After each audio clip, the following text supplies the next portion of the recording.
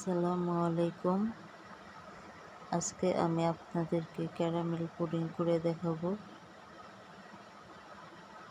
ঠান্ডা ঠান্ডা ডেজার্ট খেতে খুবই ভালো লাগে। তো চলুন শুরু করা যাক।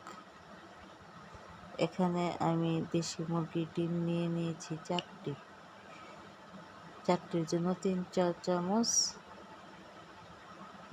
চিনি নিয়েছি। আমি একটু মিষ্টি খেতে কম পছন্দ করি, তাই আমি একটু কম মিষ্টি দিয়েছি। আপনারা বেশি পছন্দ করলে আপনারা আর একটু বেশি মিষ্টি দিবেন। তারপর দিয়ে দিয়েছি সামান্য পরিমাণ লবণ এবং 1 কাপ পরিমাণ দুধ।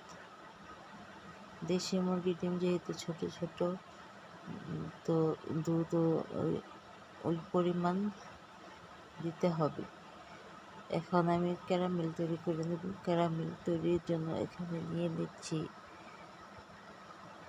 চিনি। আমি যেই বাটিতে ক্যারামেল সেট করব ওই বাটিতে চিনি দিয়ে এটা এখন আমি ক্যারামেল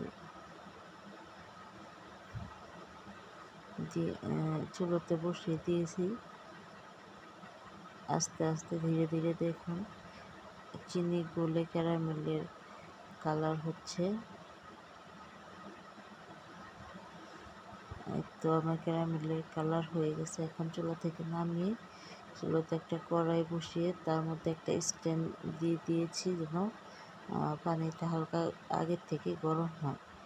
এখন আমার ক্যারামেল সেট হয়ে গিয়েছে। আমি সেই আগে থেকে ডিম দুধের মিশ্রণটা চালনিতে ছেঁকে নিচ্ছি।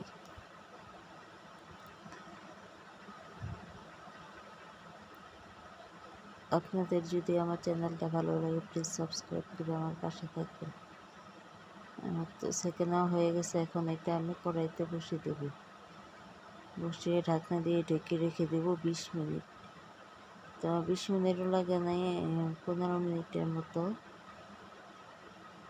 15 মিনিট পর আমি চুলো থেকে নামিয়ে নর্মাল ফ্রিজে রেখে দিয়েছিলাম 1 ঘন্টার জন্য। 1 ঘন্টা পর নর্মাল ফ্রিজ থেকে বের করে এখন আমি চারিদিক থেকে ছাড়িয়ে নিচ্ছি। ছাড়িয়ে এখন এটা প্লেটে ঢেলে পরিবেশন করব।